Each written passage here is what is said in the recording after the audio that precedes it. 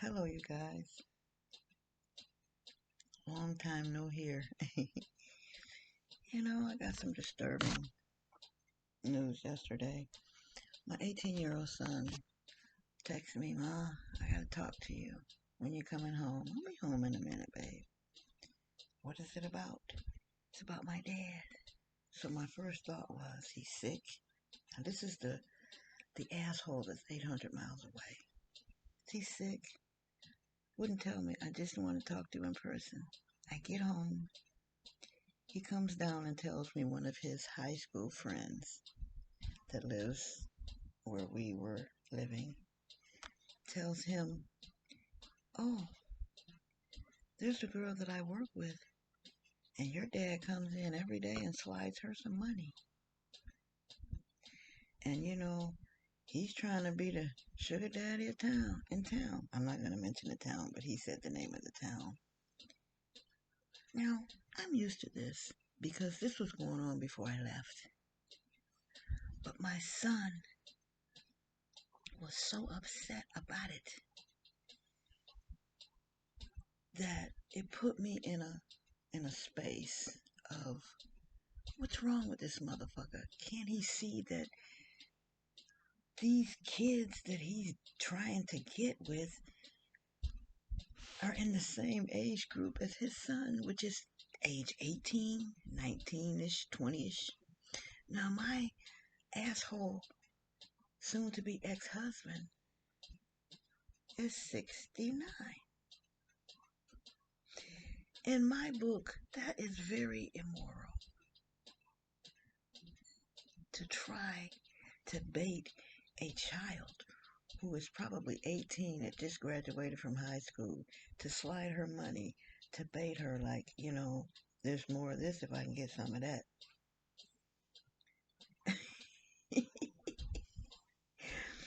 This is another reason why I left from down there because, I told my son, you're going to come in contact with young women that have either fucked your dad or your dad has tried to fuck. And I think that's a bit much for you to deal with. So we're up here, but now it's reaching up here. So naturally, I call the idiot. He denies it all. People are jealous of him, want to be him. Who in the fuck would want to be a 69-year-old neo-pedophile? I don't get it. When I was with him, he would go to the restaurants and look at the young girls in there so hard, they didn't even want to wait on him. They would see him coming and they would go to the back of the restaurant so someone else could deal with him. And when I mentioned it to him, he got defensive. Now remember, he's a narcissist. He's a covert narcissist. My son was on the bus and a 17-year-old girl was on the bus talking about so and so, which was my husband. I wish he'd leave me alone. He just won't leave me alone. I'm tired of him. So the next day, I'm at the bus stop waiting on her to find out what happened. And come to find out, she tried to clean it up. But my husband was following her through the store, sweating her out. I guess she gave him a number because he knew her mother. He probably had fucked the mother too. And keeps bothering her. She doesn't want to be bothered. A 17-year-old does not want a 60-some-year-old man. I was going to tell her parents, but her dad is a policeman. So I told her that if it happens again, let me know and I'll take care of it. But this is what I dealt with. That's why I'm not there. You know, I am a stern believer. I have 4 sons. One is passed. Boys need men in their life, preferably their father. That's something that's set in stone in my head. So I was there hoping that this man would bond with his son. Now, my husband paints, builds things, he's got a company, and my son knows how to do nothing because he couldn't take him with him to work because he couldn't take his little fucking pussy breaks during the day or get on the phone, you know, trying to find somebody. He's a predator. I'm tired of it. I'm sick of it. I blocked him again. I got my papers. I'm going to file them. This is too much for me. And something in me wants to call one of his high-paying clients that he works with to let her know your superstar painter here is out there hunting down 18 and 19-year-old girls, passing them money, trying to bait them. This is the character that you got working with you. But I'll leave it alone. I'm going to give it to the divine because karma is a bitch.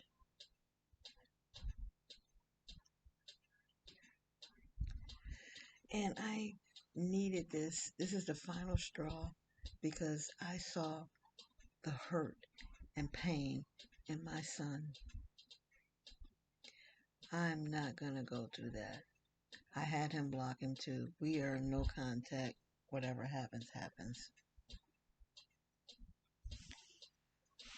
I mean, I was so distraught yesterday. I was shaking. So, fuck him. Fuck his little, whatever he got going on there. I don't care. I have to do me and worry about what I need to do for me. Now, I have a situation here where, I broke down and had my little fling with the little young something something. And I was loving this person even before he said anything to me. So when he stepped to me, it reinforced it and made it stronger.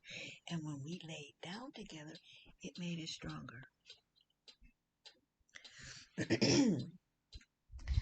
This is a person that I want to nurture. This is a person that I want to please. This is a person that if I'm around him and I can sense what he needs and I do it.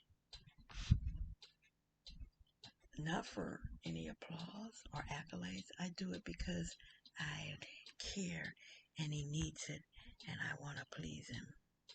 And I, the other day, told him all of this. I finally confessed everything.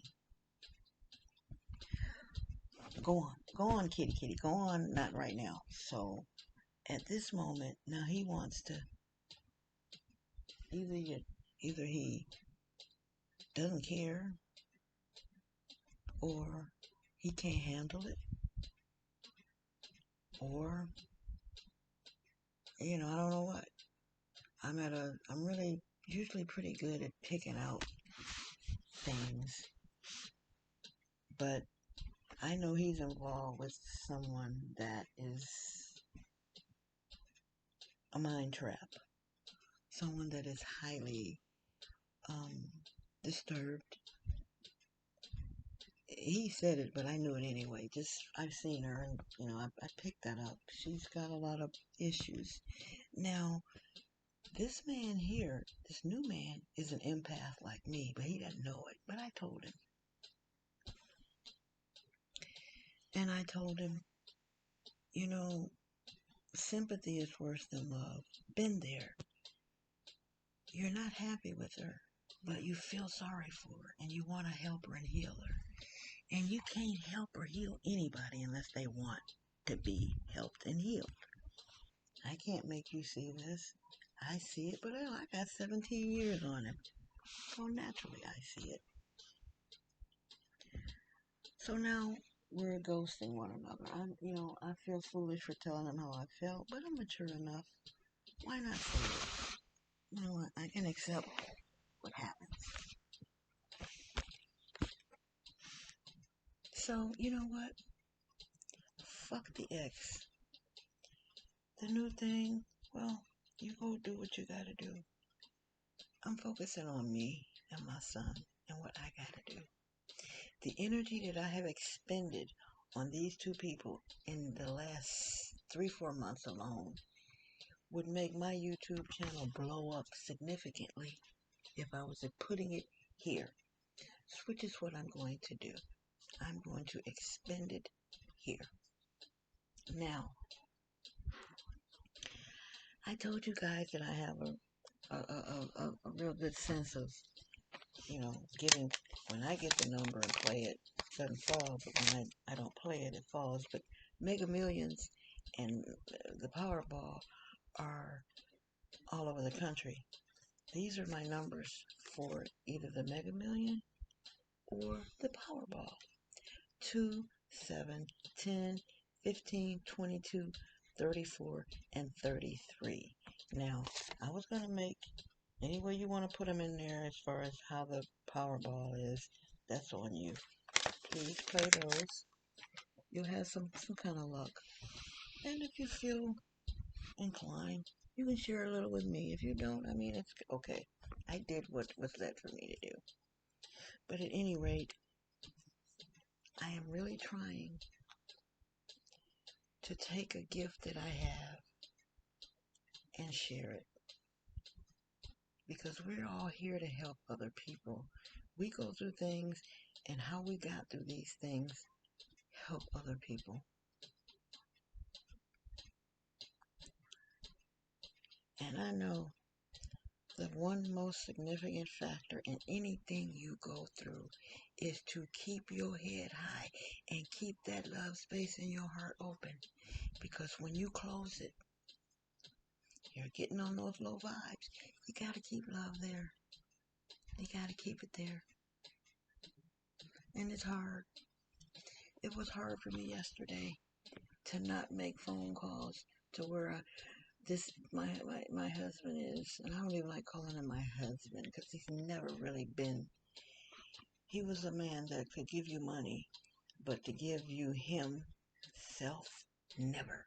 And what people don't understand is that the things that are more important, the most valuable things in life are free, and that is giving someone of yourself, giving somebody your time, giving somebody your attention, giving somebody a listening ear, giving somebody a compassionate heart, giving somebody a positive word is free. It costs nothing. And people can't seem to do it. I do it. I try to do it. What's wrong with me having a listening ear and giving you another, viewpoint on something that you're talking to me about? I mean, not hearing it, listening. Listening is free. That's why my videos are blacked out. No distraction. Because when you're meditating and your eyes are closed, you're in darkness. You you you block out other distractions and you get into what your thoughts are.